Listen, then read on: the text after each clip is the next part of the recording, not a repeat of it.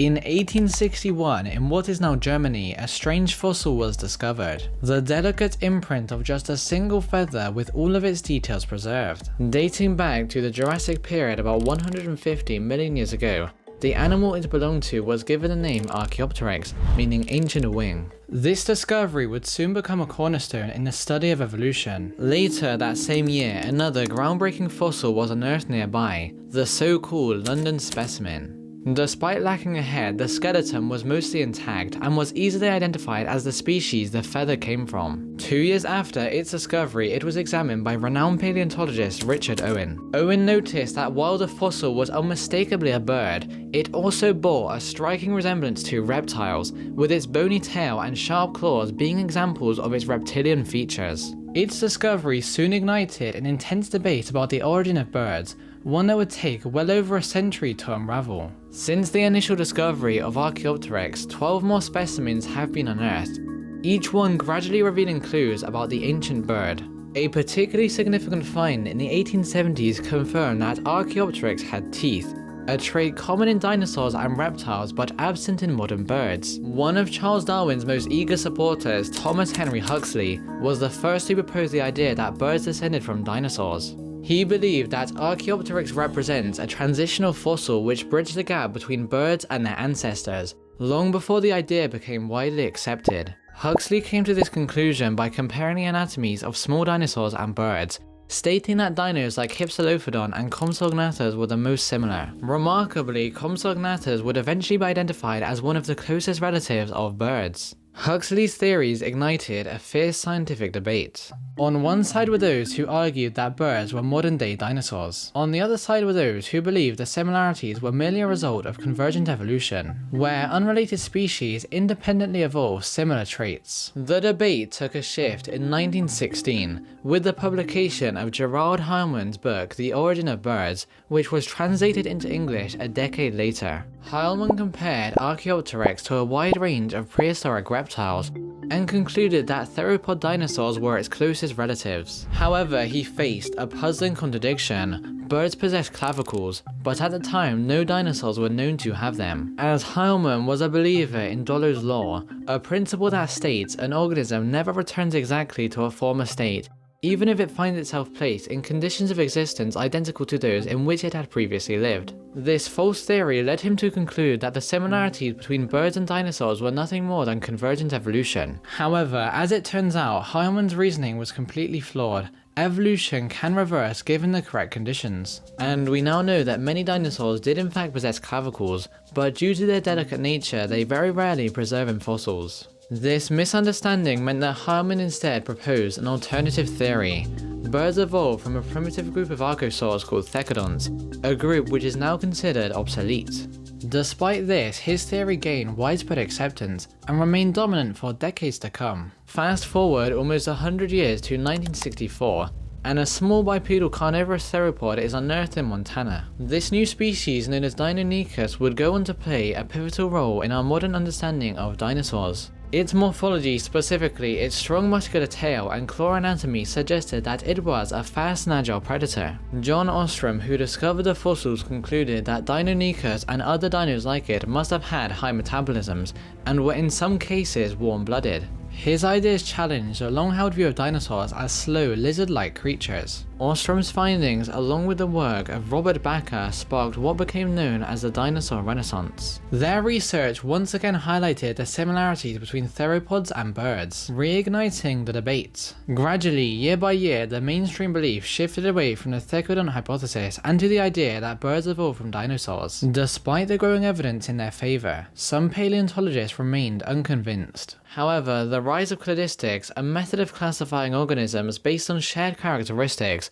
was quickly becoming used across the tree of life. When the methodology was applied to dinosaurs and birds, it was found that birds were in fact nestled within the theropod group. But still, the link between them was hard to grasp. How did they transition from these reptilian-like creatures to the feathered flying animals we know and love today? Well, as it turns out, the answer was hiding in China. More specifically within the Cretaceous Yixian Formation. During the 1990s, several extremely well-preserved ancient bird fossils were uncovered.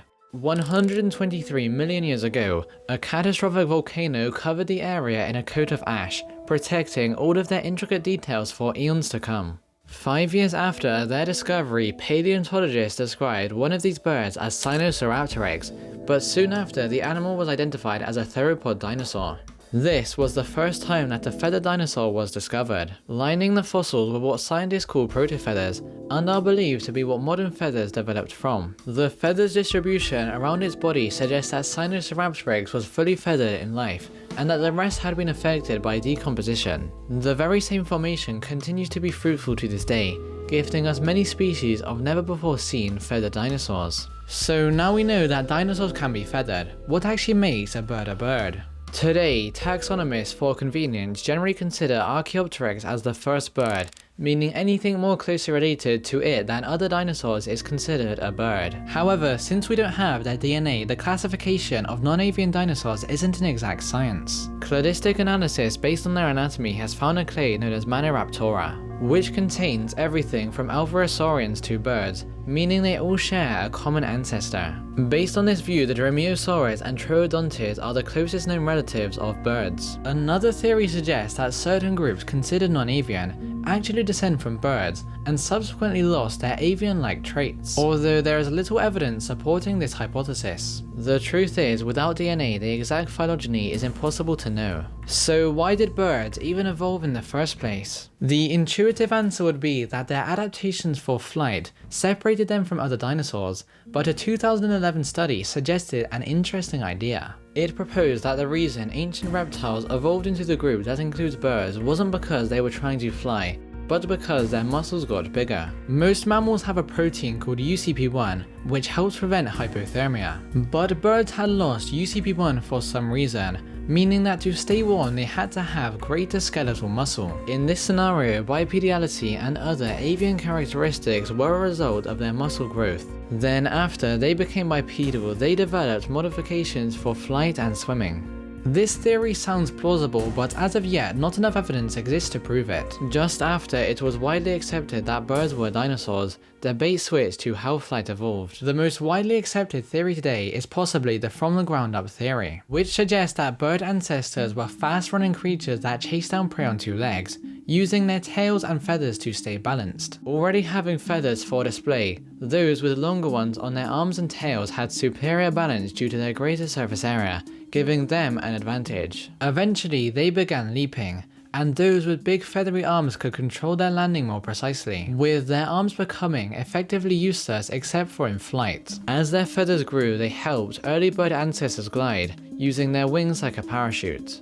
At some point they found out how to flap, allowing them to take off from the ground and stay in the air. Finally, they figured out how to use air currents to soar, without having to flap their wings. The ground-up theory suggests that bird ancestors were much like today's roadrunners, bipedal, fast, feathered, and well suited for balance. Since all of Archaeopteryx's fossils, the earliest known bird, have been found in aquatic sediments, it's also been suggested that wings help them to run over water similar to basilisk lizards. The other major idea of how they evolved flight is known as the from the trees down theory. It suggests that bird ancestors were small feathered dinosaurs that jump between tree branches near the canopy. Over time, their feathers became stronger and more aerodynamic. This hypothesis is supported by the discovery of small feathered theropods with adaptations much like those expected for a life in the trees. One of these species, Anchiornis, lived 10 million years before Archaeopteryx, giving enough time for the transition into birds. However, a later study suggested that the toe claw curvature of early birds and their ancestors was suited for ground running rather than moving through trees. Nevertheless, we won't know for sure until more fossils are discovered. As you should all know by now, birds are the only living dinosaurs. But how did they survive and come to dominate the world? 66 million years ago, a 15-kilometer asteroid collided into the ocean off the Yucatan's north coast. It triggered mega tsunamis,